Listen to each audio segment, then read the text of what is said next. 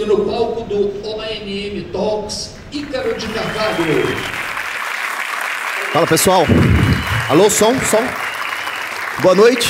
Obrigado por terem vindo até aqui. Nós vamos conversar com a Júlia Rueff. Ela ocupa desde 2019 o cargo de diretora de Marketplace no Mercado Livre.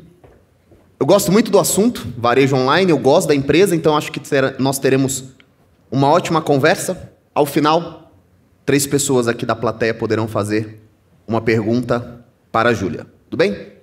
Júlia, já está pronta? Salva de palmas, seja muito bem-vinda. Olá. Muito obrigado pela presença. Obrigada, eu que agradeço. Seja bem-vinda.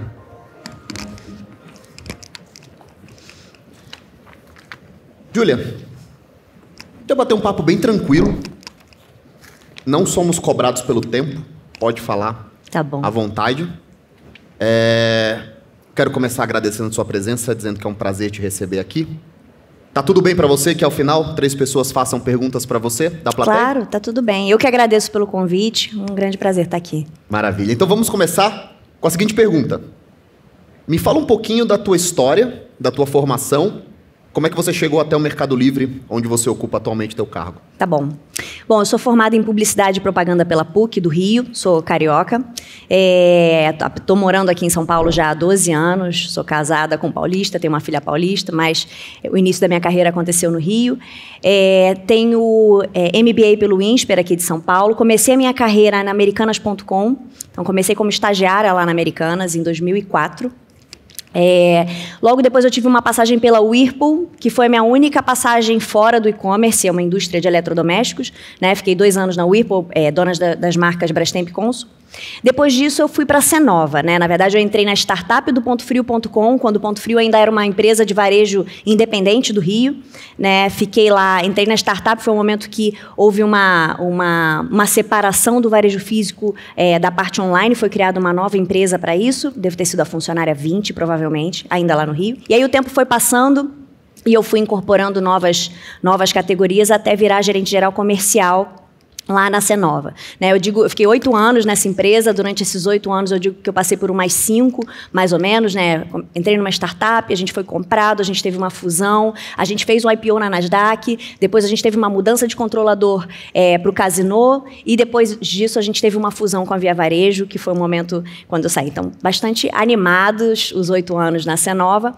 E aí entrei no Mercado Livre em 2017, também na área comercial de Marketplace, e numa trajetória parecida com a da Cenova, fui incorporando novos escopos até liderar a unidade de negócio de Marketplace para o Brasil. É engraçado porque algumas perguntas que eu separei aqui, elas falam justamente sobre a dificuldade que é o varejo, tanto eletrônico quanto não, o quanto as coisas acontecem em 1 ano ou 2 dentro desse mercado. E só de você dizer a sua carreira, a gente vai percebendo que é só fusão, aquisição, empresa que some, empresa que compra outras. Você chegou em 2019 à direção de Marketplace no Mercado Livre, não é? De 2019 para cá, o que já mudou no Mercado Livre? É a mesma empresa que você conheceu quando você chegou pela primeira vez, em 2017? Mas com certeza não. Né? Quando eu entrei em 2017, Mercado Envios, que é a unidade de negócio logística do Mercado Livre, estava só iniciando. Tem o nível de satisfação, né? Como a gente mede o NPS do consumidor, era um outro patamar. A quantidade de presença de grandes marcas, grandes lojas oficiais dentro do Mercado Livre também era muito menor. As usabilidades disponíveis dentro da plataforma também eram muito mais restritas. Então, de 2017 para cá, é uma outra empresa também, né? A quantidade de pessoas, eu entrei, o Mercado Livre Brasil tinha 1.800 pessoas, esse ano a gente vai fechar com 15 mil. Esse ano vocês devem estar aumentando 50%, né, o número de funcionários de vocês, ou não? Eu acho que é por aí. Sei que vocês estavam contratando Chile, Colômbia, não lembro a Argentina, mas Brasil, Uruguai. No geral, a gente está em 18 países, né? E a gente vem aumentando, todas as operações crescem, todas as operações ganham market share, e a gente vem ampliando tanto as operações de marketplace, quanto de fintech, quanto de envios, né? De logística. E principalmente as operações de logística demandam uma quantidade de pessoas muito grande para a operação. E uma outra característica muito importante que marcou os últimos anos foi um investimento muito forte em pessoas em tecnologia, né, em developers, para a gente poder seguir expandindo os produtos antes de uma plataforma que é o Mercado Livre. É engraçado, essa pergunta que eu ia te fazer agora, ela estava aqui, ó, na 4ª folhinha da ficha. Eu vou puxar ela para frente porque faz sentido. Um dos apontamentos que muitos investidores fazem, o pessoal que comenta conteúdo sobre mercado financeiro, analistas, eles reclamam, entre aspas, que a competitividade do varejo faz com que seja necessário muito investimento, você mesma falou. Em logística, em marketing, sempre a linha de investimento da empresa é muito alta. Vai chegar a hora que Mercado Livre e os concorrentes eles conseguem alargar a margem, ou é sempre esse jogo de margem de 1, 2, 3, 4, 5%? Não, é uma excelente pergunta e eu acho que dá para a gente separar em estágios diferentes e em naturezas diferentes de cada operação, né? Quando a gente olha para o varejo local, a gente tem players aqui que são bastante maduros, que têm uma operação já de muitos anos consolidada, que vem vivendo transformações, mas que tem como grande pilar dos seus negócios o varejo em si, né? Varejo físico, né? E isso tem uma equação de P&L, né? Uma lógica de P&L diferente de uma empresa de tecnologia, como é o caso do Mercado Livre. A gente se posiciona para o consumidor como um varejo, mas para dentro a gente é uma plataforma conectada, né, com milhões de varejos aqui dentro. E a gente também tem uma visão de longo prazo, uma visão de futuro muito clara e investimentos previstos ao longo dos anos. Então, a gente é uma empresa que dá rentabilidade positiva, não é uma alta rentabilidade, porque a decisão é sempre de investir no negócio. E tudo isso é mirando o longo prazo, né? A experiência de compra do consumidor que faz com que ele compre com mais frequência, que ele seja mais leal, e isso, no longo prazo, também conversa com uma rentabilidade cada vez maior. Mercado Livre é uma empresa argentina, chega no Brasil. Eu não sei qual é a realidade argentina. A gente sabe muito da realidade atual, né, argentina, mas a realidade como toda eu não sei. Mas o varejo brasileiro ele é cheio de histórias de gigantes que vieram, dominaram, sumiram. Mapping, Mesbla. E há pouco tempo atrás nós tínhamos as empresas brasileiras. Você tinha Submarino, Magazine Luiza, Americanas. Hoje é engraçado, as top 3 do Brasil são empresas estrangeiras, né? Mercado Livre, Shopee e Amazon, se não me engano. Como é que você sobrevive ao teste do tempo num país como o Brasil? O Brasil talvez seja um dos mercados mais competitivos em e-commerce do mundo, se não for o mais competitivo, em número de players relevantes. E ao longo desses 22 anos a gente viu isso acontecer muitas vezes, né? Tem um grande concorrente, tem 2 grandes concorrentes, eles mudam e eles se... né? Existe uma certa ciranda dos grandes players de e-commerce e a gente conseguiu se manter, né? E vem, inclusive, ganhando market share ao longo dos anos como estável dentro desse ambiente, com todas as transformações que a gente viveu internamente. Então, o Brasil tem... Antes da pandemia, né, tinha 7% de penetração do e-commerce, hoje a gente já tem 14%, né, evoluiu, dobrou de tamanho em 2 anos e meio, mas 14% ainda é muito pouco, né? Então, a gente entende que o Brasil é um lugar onde as empresas olham e veem a oportunidade de investir em e-commerce exatamente porque tem ainda uma avenida de longo prazo de crescimento e de migração do consumo, né, e de mudança de comportamento do consumidor. É engraçado porque hoje o que determina muito a experiência de compra, pelo menos as pessoas que eu conheço, é que no Mercado Livre entrega rápido, né? Isso é realidade aqui em São Paulo. Qual que é a diferença logística entre o que a gente tem de realidade aqui em São Paulo, nos grandes centros, e o que a gente enfrenta no Norte e Nordeste hoje? A gente tem, né, hoje já... se eu não me engano, 8 centros de distribuição espalhados pelo Brasil todo, tem no Nordeste também, e a gente tem a nossa frota de aviões que foi exatamente adquirida para a gente poder chegar mais rápido em regiões mais distantes de São Paulo, né? Então, esse é um dos focos, né? Seguir cada vez mais tendo prazos menores, mas para você ter uma ideia, hoje mais de 30% das nossas entregas são feitas até o dia seguinte, né? E até 80% são entregues em até 2 dias. Então, mesmo para regiões mais distantes, né, a gente consegue hoje ter prazos de entrega super competitivos, assim. Eu lembro que da primeira vez que alguém me recomendou Mercado Livre, ele ainda estava naquela fase de comprador e vendedor, eles celebram a transação. E existia um sentimento, pelo menos da minha parte, de que, putz, dá para confiar. Sim. Eu conhecia muita gente que já tinha dito, que já tinha tomado golpes, esse tipo de coisa em relação àquela antiga fase do Mercado Livre. Como é que mudou tanto? Quais foram os principais pontos de virada para que saísse do dá para confiar para o pode comprar lá que eles vão entregar amanhã? Olha, tem muito a ver com o foco que a gente tem na experiência do usuário, né? O Mercado Livre ele foi criado há 22 anos atrás por um grupo de estudantes que fez um MBA em Stanford juntos e se inspiraram no eBay dos Estados Unidos para poder montar um eBay latino-americano, né, que foi quando o Mercado Livre foi lançado. Então, a gente era uma empresa de produtos usados, só oferecia uma plataforma onde eles se conectavam, né, e de leilões.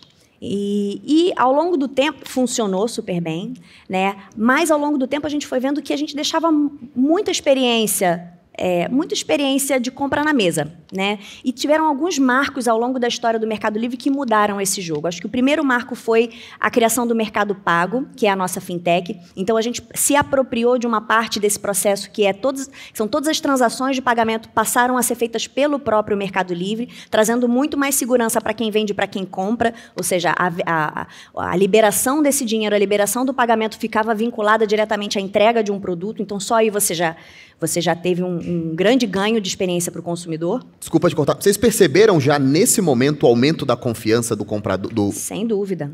E do vendedor. E do vendedor também. Né? Dos dois, porque hoje o Mercado Livre tem o maior sortimento do e-commerce e essa é uma das chaves do sucesso para um marketplace ser bem sucedido. Então, se você não traz confiança para os vendedores trazerem seu sortimento e você não oferece confiança para o comprador poder comprar com tranquilidade, você acaba não atendendo nenhuma das duas pontas muito bem. O segundo marco muito relevante para a mudança de experiência do consumidor foi quando a gente exatamente se apropriou da parte logística. A gente era responsável por garantir todas as transações financeiras, né, fazer com que os pagamentos fossem seguros, mas a gente ainda não tinha domínio sobre qual era a promessa de entrega que ia ser feita, qual ia ser o valor de frete que ia ser cobrado, se essa promessa de entrega era razoável e se ela seria cumprida ou não. Então, ali também tinha muita experiência de compra frustrada, né? Então, a gente tomou essa decisão que, inclusive, conectando com uma das perguntas que você me fez, né, sobre investimento em logística, que é um investimento muito caro, a gente entendeu que esse investimento ele era crucial para longevidade da companhia, porque para garantir uma experiência de compra excelente para o consumidor, a gente tinha que poder oferecer para ele o prazo de entrega mais curto possível, né? Se puder entregar hoje, ele vai escolher entregar hoje, essa é a melhor experiência que a gente entende que a gente pode entregar hoje, de preferência com maior quantidade de produtos com frete grátis, hoje a gente dá frete grátis acima de R$ 79,00, né, para todo o sortimento, e garantindo que a promessa vai ser cumprida. Hoje a gente tem um SLA de entrega muito alto e, a partir daí, realmente, a gente viu uma mudança brusca de NPS. A gente tem outros marcos ao longo da história do Mercado Livre, mas eu colocaria esses dois como os marcos principais. E foram decisões difíceis de serem tomadas, porque ela impacta exatamente a rentabilidade do negócio, né? E o dilema da rentabilidade do curto prazo versus a longevidade do longo prazo da empresa é o que faz com que a empresa tenha um valuation, né, e que valha tanto no mercado por tanto tempo. Eu quero aproveitar e fazer uma outra pergunta. No mercado tão espremido, queria ter um termo mais sofisticado, mas eu acho que esse serve. Esse é um bom termo. No mercado tão espremido, quão importante é NPS para vocês? Que é um dado um pouco tardio, né? Ele começa a se deteriorar e quando vocês veem já deteriorou, já aconteceu. E fora NPS, o que é que vocês olham mais de perto, assim? Não, o NPS é uma métrica central da nossa gestão e a gente acompanha, claro, você tem que olhar para o passado, mas os acompanhamentos eles são muito frequentes, tá? Essa é uma das métricas principais e as decisões, eu acho isso interessante, né? Eu tive vivências por varejo e eu acompanho a gestão de outras empresas hoje em dia e sempre existe um trade-off entre decisões de curto prazo versus decisões de longo prazo, né? O que você pode fazer para salvar a tua divulgação de resultado do trimestre versus como é que você se mantém fiel e leal ao que você definiu como estratégia de longo prazo.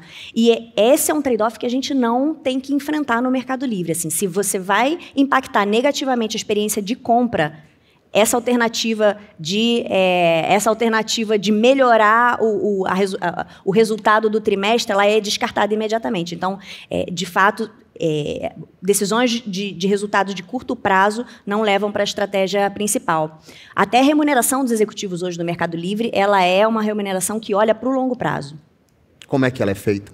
A gente tem os mais altos executivos da companhia hoje trabalham com uma remuneração que tem um peso maior, né, às decisões de longo prazo, ou seja, a remuneração de longo prazo ela tem um peso maior do que as remunerações de curto prazo, falo de bônus, né? Vocês devem ter um alinhamento muito, muito bem feito com os principais investidores em relação a essa posição, não é? E vocês privilegiam o longo prazo e eles entendem isso? É possível educar os investidores para entenderem que decisões tomadas de longo prazo valem a pena? Eu acho que os investidores, hoje em dia, eles valorizam mais as empresas que tomam decisões de longo prazo e conseguem entregar resultados consistentes com esses compromissos, do que exatamente empresas que têm resultados, eventualmente, de curto prazo positivos, mas que, para isso, podem estar deteriorando ou indo contra alguma decisão estratégica de futuro. Quando você fala de futuro, se não me engano, na semana passada, o Macri foi presidente da Argentina, ele fez uma entrevista bem dura sobre o atual presidente. Ele estava no cabeçalho assim, da matéria. Nós expulsamos os nossos Jeff Bezos. Você chegou a ver essa matéria? Eu vi. E ele estava comemorando o fato do Mercado Livre ter mudado a sua sede para o Uruguai, né? O Mercado Livre ainda tem operação na Argentina, não é? E a Argentina se tornou um dos lugares mais inóspitos, né, economicamente. A inflação é um grande problema. Não sei quantos tipos de dólar eles têm agora. Como é que se trabalha na Argentina? Qual é a perspectiva de vocês em relação à vertical que trabalha lá? Não, a sede do Mercado Livre continua na Argentina. Então, lá o escritório principal do MELI continua sendo lá. E, na verdade, assim, a Argentina está em crise já há muitos anos, né? E a América Latina, no geral, é uma região que está muito acostumada a viver crises, né? Então, com 22 anos de história, a gente está meio calejado, assim. A gente tem experiência em fazer a gestão dos negócios em momentos de crise, em momentos de prosperidade, e a gente tem um portfólio de países muito grande, né? A gente tem 18 países dentro desse portfólio e, em alguns momentos, a gente acaba conseguindo fazer com que o todo cresça, apesar de um ou outro país estar melhor ou pior. Era isso que eu iria perguntar também. A imensa maioria da receita de vocês, ela está alocada em moeda que é naturalmente mais desvalorizada, não é? Vocês não pensam em buscar dólar, euro, em buscar economias longe da América Latina, ou a vocação é trabalhar a América Latina? Não, a vocação é América Latina mesmo. Nosso DNA... Eu acho que esse, inclusive, é uma das grandes vantagens competitivas do Mercado Livre, né?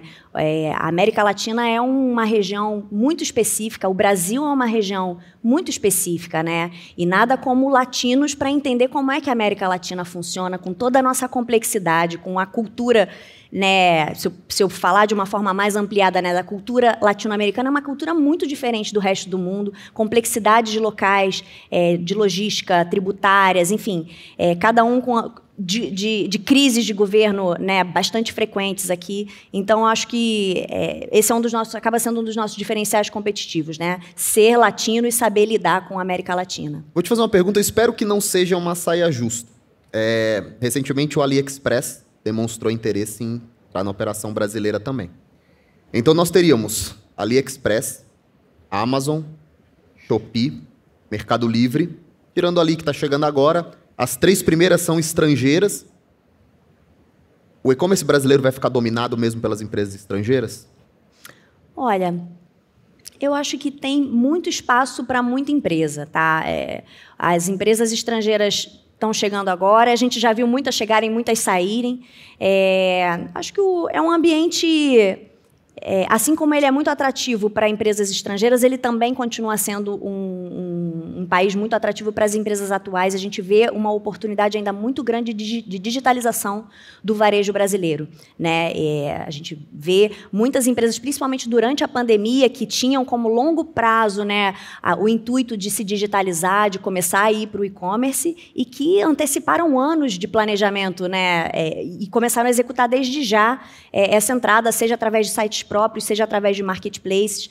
Então, eu acho que assim, o mercado ele não está ainda bem definido. Acho que a gente ainda tem muitos anos ainda pela frente para ver como é que ele vai se consolidar. E qual foi o dever de casa que essas empresas que hoje são líderes fizeram? Você pode falar do Mercado Livre, claro, principalmente.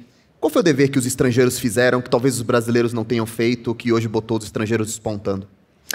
Falando do MELI especificamente, eu acho que a visão de longo prazo, todos os investimentos que a gente fez ao longo do tempo para poder seguir crescendo ao longo dos próximos anos, foram essenciais para, no momento da pandemia, a gente colocar todo o nosso ecossistema à prova e ver se ele funcionaria ou não num altíssimo pico de vendas, né? Apesar da pandemia ter sido um momento muito triste para a população do Brasil, para o e-commerce especificamente, ele foi um marco, né, de aumento de penetração. Então, de uma hora para outra, a gente passou a vender muito mais, né? E imagina você vender muito mais, ter uma quantidade de acessos muito maior do que a gente estava acostumado. Nossa rede logística demandada num nível que a gente não tinha imaginado que aconteceria no curto prazo de forma nenhuma. Então, a gente colocou nossas transações de pagamento, todo o nosso ecossistema foi colocado à prova e segurou. Então, eu vejo que a construção do que a gente acredita para o futuro foi o que permitiu que a gente hoje estivesse preparado para o que a gente está entregando.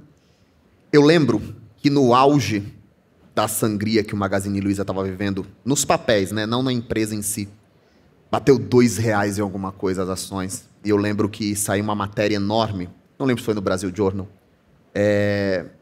em que a própria Luiza disse que aceleraria um grande projeto de desenvolvimento dos seus parceiros, né, dos seus vendors, né, vendedores. Aí você me falou de crédito, né, que vocês oferecem. Como é que o Mercado Livre trabalha para o desenvolvimento também dessa parte importante que são os vendedores lá dentro? A missão do Mercado Livre é democratizar o comércio eletrônico e acesso aos serviços financeiros. Então, hoje a gente tem dentro da nossa plataforma milhões de vendedores, são 12 milhões de vendedores de empresas hoje vendendo através do Mercado Livre. E é uma plataforma muito atrativa porque, primeiro, eles têm acesso ao maior tráfego do e-commerce do Brasil, que hoje é o Mercado Livre. Então, em nenhum shopping físico, em nenhum outro lugar online ou físico, ele teria essa quantidade de... A vitrine é o Brasil, né? A vitrine é o Brasil. A gente tem mais de 100 milhões de acessos de visitantes únicos no Mercado Livre. Então, imagina você ter acesso em onde nunca você ia achar, né? Dentro de um lugar onde o consumidor pode encontrar absolutamente tudo que ele quiser comprar para receber rápido, pagar da melhor maneira possível. E, além disso, a gente dá para todos os vendedores da plataforma as mesmas ferramentas logísticas. Então, um vendedor pequenininho do interior do Brasil tem acesso à rede logística do Mercado Livre e consegue entregar em 1, 2 dias também. Então, é realmente uma grande ferramenta de democratização do comércio eletrônico, dando abertura para que varejistas de todos os tamanhos possam vender online. E tudo isso também acompanhado, a gente faz parte da minha área, uma grande área de gestão de médios e pequenos vendedores, que a gente oferece formação para esses médios e pequenos vendedores, como vender no Mercado Livre, como se profissionalizar. Enfim, a gente tem diversas réguas de comunicação, influenciadores. É uma rede que trabalha para ajudar os nossos vendedores a fazerem bom uso da plataforma, boa gestão dos seus negócios e conseguir crescer. Quando você fala sobre o cara pequenininho, que ele consegue ter acesso a essa estrutura, na prática, como é que funciona? Eu quero vender no Mercado Livre, eu tenho meu CNPJ, eu estou cadastrado, eu vendo ali meus suplementos, por exemplo, mas vão entregar em um dia, ou seja, está lá no galpão de vocês. Como é que funciona? A vanzinha amarela que a gente vê no Brasil todo, eles passam, recolhem o material, levam para o galpão. Como é que funciona isso? A gente tem algumas modalidades de logística. Então, uma delas é o nosso fulfillment center, o nosso centro de distribuição. Então, o vendedor ele pode se cadastrar para ele poder estocar os produtos dele dentro do nosso fulfillment. Essa é uma das logísticas mais rápidas. Então, uma vez que o pedido entra, a gente cuida de tudo. Você vai ver essas vans amarelas aí por todos os lados, entregando no mesmo dia ou no dia seguinte. Né? E tem outras modalidades também, posso dar exemplos aqui. Uma delas a partir do momento que o vendedor ele passa a ter um volume um pouco maior, a gente coleta esses produtos na empresa dos vendedores e redistribui e entrega. E também tem as agências Mercado Livre. Então, os vendedores menores, eles têm a possibilidade de, assim que eles vendem, emitem etiqueta e levam até... Eles têm prazo para entregar até um posto do Mercado Livre que tem espalhado por todo o Brasil e consegue entregar essa compra. Então, para todas as modalidades e todas as capacidades, né, tamanhos e nível de preparação de um vendedor, a gente atende. Quando a gente está falando de... pessoas estão querendo cada vez entregas mais rápidas, né? Assim, no exercício só de abstração, para onde você acha que o mercado vai? Entregar em 1 hora? Entregar em meia hora? Para onde você acha que o mercado caminha? Assim, hoje quem mora em São Paulo tem um grande privilégio de poder, né, ter acesso a entregas muito rápidas, mas no Brasil até a distribuição da venda do e-commerce ela vai mudar a partir do momento que a gente conseguir entregar esse nível de serviço para regiões que estão menos atendidas ou que são um pouco mais distantes. Então, eu não sei se a ambição seria entregar em meia hora. Eu acho que a ambição é conseguir entregar esse nível de serviço, né, de entrega no mesmo dia, para o Brasil inteiro, né? E talvez a partir daí a ambição seja diminuir para algumas horas. Eu li um relatório da Merrill Lynch em que eles diziam que, acho que esse ano, o Shopee tinha passado NPS satisfação do Mercado Livre. Não sei se esses dados continuam, né? O que isso significa para vocês, que são líderes ainda, incontestáveis ali, mas você vê um parceiro que tem virtualmente...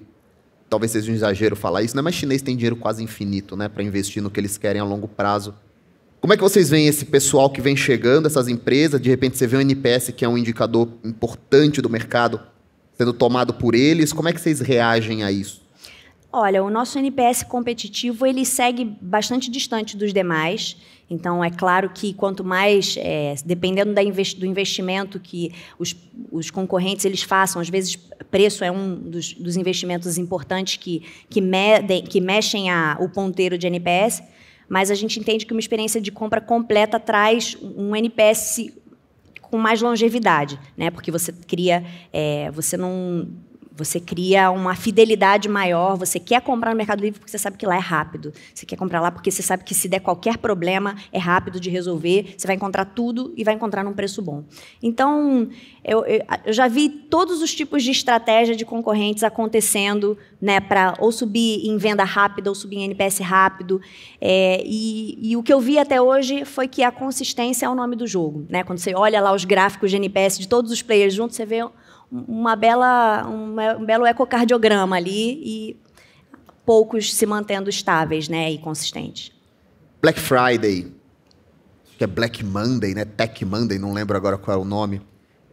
Qual que é a importância dessas datas específicas quando a gente olha volume de vendas dentro de um ano todo no Brasil? É muito importante. Assim, dados do IBIT, a Black Friday representa 10% da venda do ano. Nessas datas Black Friday, atípicas de compra, tá falando de 10% do volume de vendas em um dia, 2 dias, né? Quais são os principais pontos críticos da operação? Pode mais dar problema? É servidor, é pós-atendimento? O que dá mais preocupação? Tudo pode dar problema dependendo da robustez que você planeja para essa data, né? Começando por servidor, muito comum. Você vê a Black começar e, né, muitos sites começarem a cair. O Mercado Livre nunca aconteceu isso, mas é comum. Né? Tem o tema de entregas, né? Então, imagina uma rede logística acostumada com um volume diário, né, determinado, e de repente você quintuplica, né? Você não tem a mesma elasticidade em quantidade de caminhões. Então, é a mesma quantidade de caminhões para entregar 5 vezes, 10 vezes mais do que aquela malha está acostumada. Ou você aumenta muito os prazos de entrega, ou você entrega atrasado. No caso do Meli, a gente não aumenta nada os prazos de entrega. Então, a gente vai continuar entregando em um dia, tem um planejamento feito já há muito tempo para garantir a performance de entregas também para essa data. Mas esse é um dos problemas clássicos que a gente vê acontecendo fora. E o terceiro maior problema, acho que é o pós-venda, né? Tem uma concentração, um pico de venda muito grande e logo depois, caso as pessoas, né, essas empresas elas tenham problemas com os serviços que elas fornecem, tem picos de demanda por atendimento de pós-venda. Então, o problema clássico também do e-commerce na Black, não é o nosso caso, mas é um problema clássico da Black, né? Como é que você é bem atendido num alto momento de demanda. Aí você vai ter que me explicar agora essa mágica, porque o Jonatas deve estar por ali. Se tiver um problema de pico de acesso, bom problema, né? Pico de acesso. Na nossa escola, que é 100% digital, a gente fala ali pro Futada, aumenta aí esse servidor. Ele aperta um botão, a Amazon entrega mais servidor. Como é que vocês multiplicam caminhão? E como é que vocês... nos planejamos o ano todo. Mas tá bom, como é que você pega uma mesma malha, agora você vende 10% em um dia... Como é que essa mágica acontece? Na verdade, como a gente controla a malha, a gente aumenta ela para esse período. Então, tem muitas empresas, ou a nossa própria malha, que ela é exclusiva nossa, você não precisa competir com outras empresas. Então, acaba que a minha capacidade ela é muito mais previsível. né? A minha oferta de serviço logístico ela é muito mais previsível porque ela é minha. Entendi. Quando você está falando de Black Friday, você já enxerga hoje o desenvolvimento dessa cultura de compra fora dos grandes centros, ou ainda é muita mania de pessoal de cidade grande que chegou do trabalho, conectou e começou a comprar? Eu vejo uma cultura bastante disseminada e ela extrapolou os limites do e-commerce e do grande varejo, né? Você vê academias fazendo Black Friday, você vê centros de estética fazendo Black Friday. É uma data que ela extrapolou, farmácia fazendo Black Friday. Então, ela extrapolou muito o ambiente de e-commerce, o ambiente das grandes empresas, né? E todo mundo quer surfar essa onda promocional e de alta demanda do consumidor. E o e-commerce, ele atende, né, qualquer cidade pequenininha. Então, quem também não tem o melhor acesso, né, ou não tem acesso a todo o sortimento promocional numa cidade pequena, tem acesso online. Então, vejo bastante, a gente acompanha várias pesquisas, o próprio Google, que é um parceiro do Mercado Livre, divulgou uma pesquisa que eles fizeram de intenção de compra e, assim, é generalizada a intenção de compra da população que tem acesso à internet de comprar na Black Friday. Existe uma biografia do Warren Buffett em que o seu biógrafo, ele narra que uma das perguntas preferidas do Warren quando ele senta com alguém que está à frente de uma posição executiva numa empresa é a seguinte: se você fosse concentrar o bônus da sua aposentadoria numa única ação, mas do concorrente, que concorrente seria? Olha, eu tenho um profundo respeito por todos os meus concorrentes, vejo todos eles fazendo excelentes trabalhos em várias frentes, mas eu vou te dizer que eu mudaria de segmento. Eu colocaria minha aposentadoria em outro segmento. Qual seria? De outro segmento, qual seria?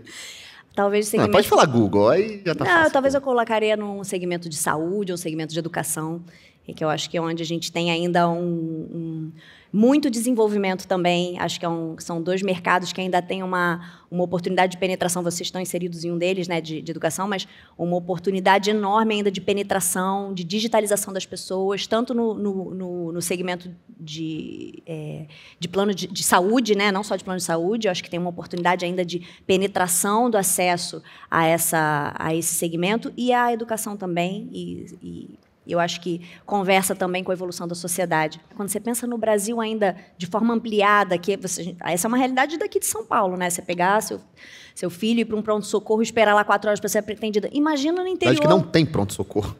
Exatamente. Quem não tem pronto-socorro não tem acesso a médico, né? E então eu acho que tem realmente uma oportunidade enorme desse segmento se espalhar, as pessoas terem acesso.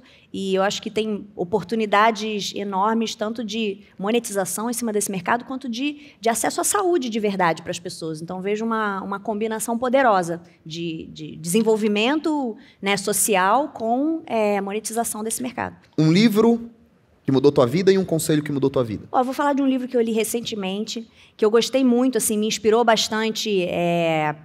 sobre gestão de empresas, se chama Good to Great, do Jim Collins, que fala sobre como que você transforma uma boa empresa numa grande empresa, né? Quais são as diferenças de ferramentas de gestão, de liderança que você precisa ter, exercer e refletir para você sair de um patamar de uma empresa que vai bem para realmente uma grande empresa de resultados e performances espetaculares. Então, esse foi um livro que eu li recentemente, muito inspirador para mim.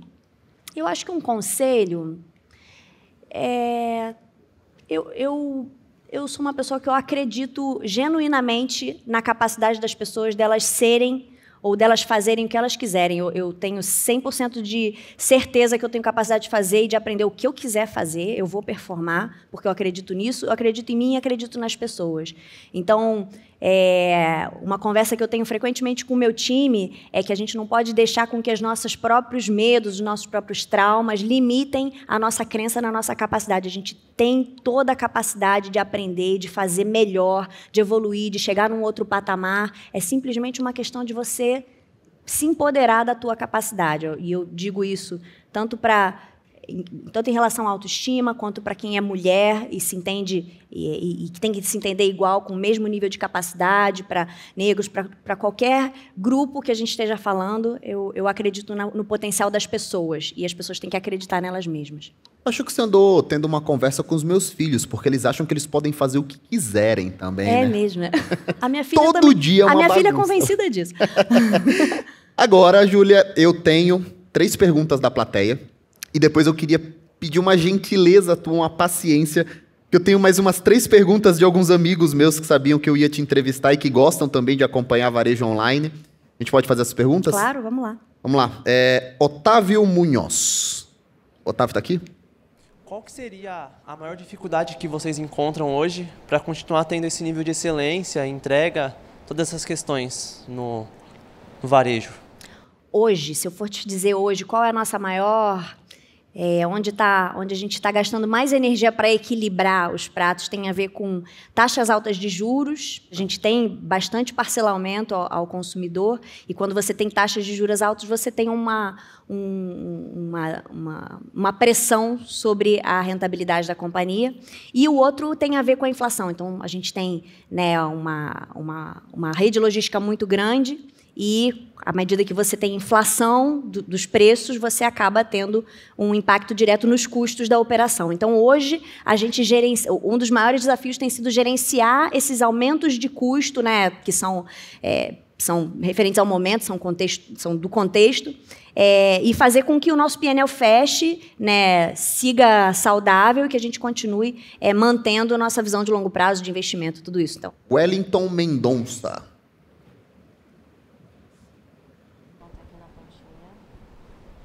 Bom, boa noite. Boa noite. Como que é para você?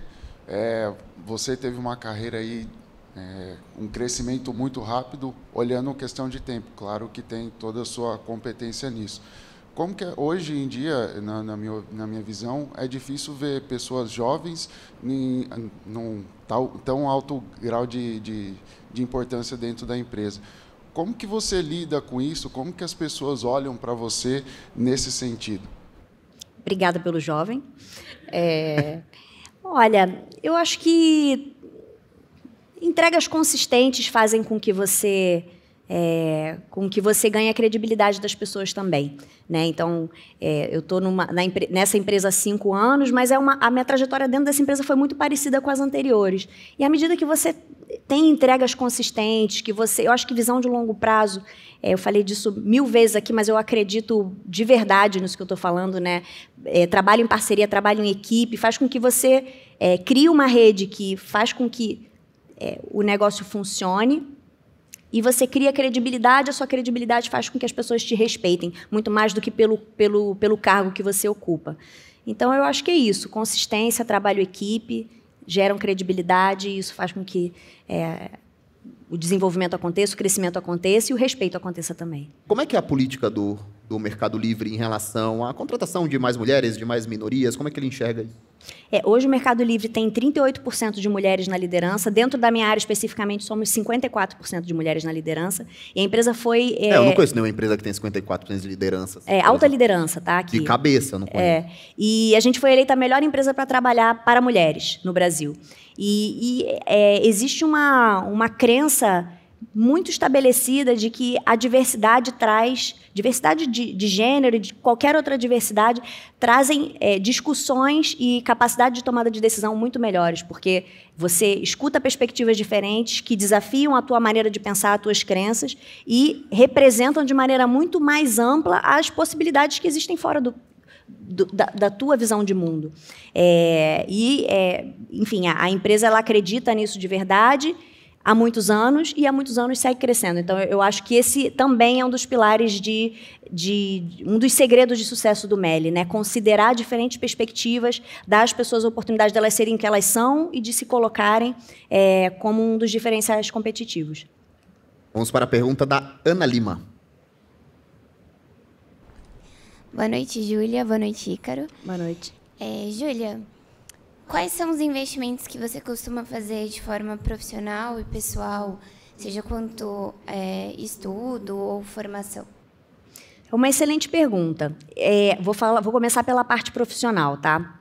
Dentro do MELI, a gente tem vários estímulos a MBAs, pós-graduação, então a gente estimula bastante que as pessoas sigam estendendo as suas formações. A gente tem cursos específicos de como apresentar, de como você ser... cursos mais técnicos, né, voltados para áreas técnicas, então como é que a gente ajuda as pessoas a se especializarem nas áreas onde elas atuam, e também cursos que melhoram as habilidades não tão técnicas. Então, como é que você consegue influenciar melhor as pessoas, comunicação não violenta, como é que você faz boas apresentações, como é que você estrutura um bom trabalho. Então, a gente vai desde MBAs e de pós-graduações até cursos mais técnicos, passando por essa variedade toda de assuntos dentro desse escopo. Falando pessoalmente, eu sou mãe recentemente, então eu tive que dar uma parada em tudo, na verdade, né? Hoje em dia eu consigo cuidar da minha filha e trabalhar e, olha, né, daquele jeito. Mas, assim, estudar é um negócio que, além de fazer diferença, né, porque a gente segue se desenvolvendo, é uma oportunidade da nossa cabeça mudar um pouco a maneira como... desafiar um pouco a nossa capacidade de pensar. Está nos meus planos voltar a estudar, eu tenho a intenção de fazer curso para conselho, essa é a minha próxima etapa, mas, por enquanto, eu ainda estou tendo que dar conta de trabalhar e dar conta da minha filha.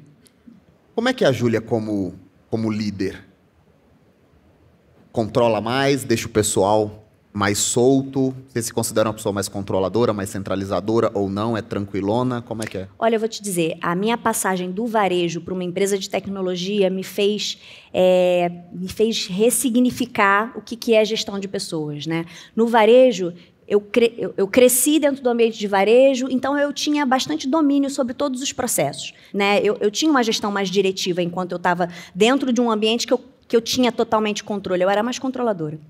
Quando eu entrei numa empresa de tecnologia, eu entendi que eu não sabia nada, né? Eu não entendia nada, né? E você está dentro de uma empresa de beta contínuo significa que as pessoas são convidadas a empreender. E empreender significa tomar risco, e tomar risco significa errar, né? Então, a gente erra para a gente poder correr o risco de acertar. Então, te digo, hoje eu não sou uma pessoa controladora, né? Tenho bastante confiança e dou autonomia e ownership para quem cuida dos seus negócios. As pessoas têm que entregar o que elas se comprometem, e a gente cria um ambiente onde a gente pensa junto, e a discordância ela é muito bem-vinda para que a gente possa saturar as possibilidades de tomar boas decisões. Agora, vamos lá.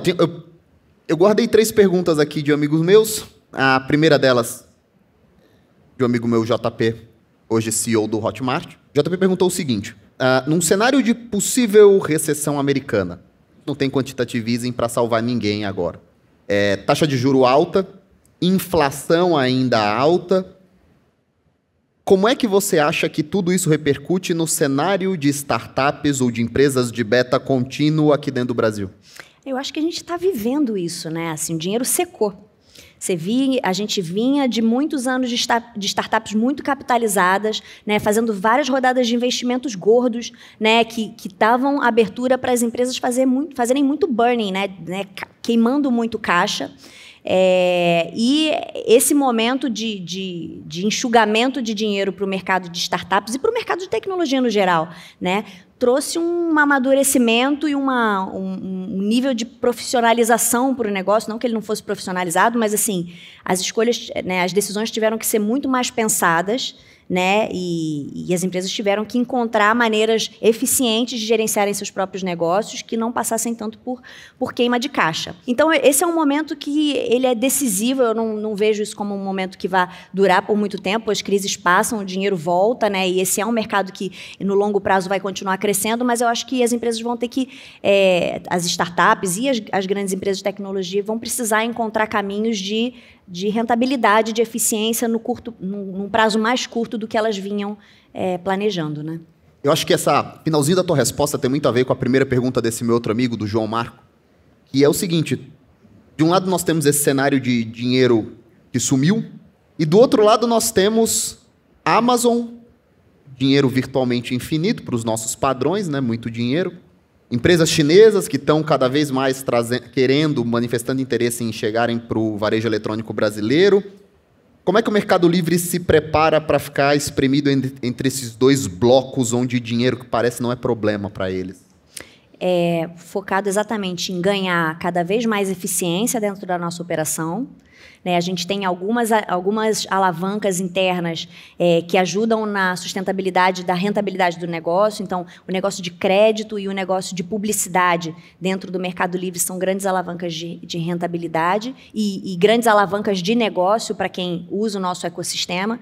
Então, a gente tem como pilares de desenvolvimento essas frentes, esses negócios também. Ganho de eficiência e, assim, visão de longo prazo. A gente já não é queimador de caixa, nem trabalha com rentabilidade negativa, então o negócio ele é sustentável hoje. Há quanto tempo vocês dão lucro líquido? O lucro líquido, se eu não me engano, a gente já dá há 2 ou 3 anos.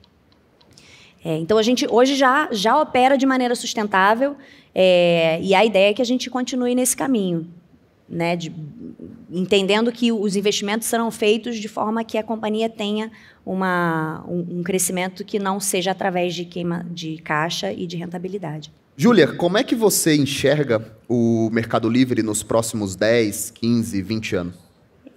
Vejo o MELI seguindo numa busca muito consistente da excelência máxima de experiência do consumidor. Então, essa é a nossa obsessão, é a melhor experiência do consumidor, seja através de usabilidade, seja através de logística, seja através de meios de pagamento, seja através de outros serviços que a gente possa vir a oferecer.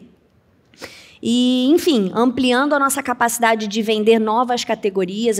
Na pandemia, a gente viu uma grande massa de novos consumidores passando a comprar online e um grande aumento de recorrência de compra, acompanhado de novas categorias sendo vendidas online. Então, se a gente pegar supermercado, por exemplo, que tem aproximadamente 1% de penetração, 5% do PIB, o mercado do supermercado, com 1% de penetração online. Então, qualquer um ponto que a gente aumente de penetração online do supermercado, a gente está trazendo uma massa de grana, né, de dinheiro para dentro do mercado online. Então, a gente tem muito para explorar ainda com categorias subpenetradas como supermercado, moda, produtos para carro, enfim.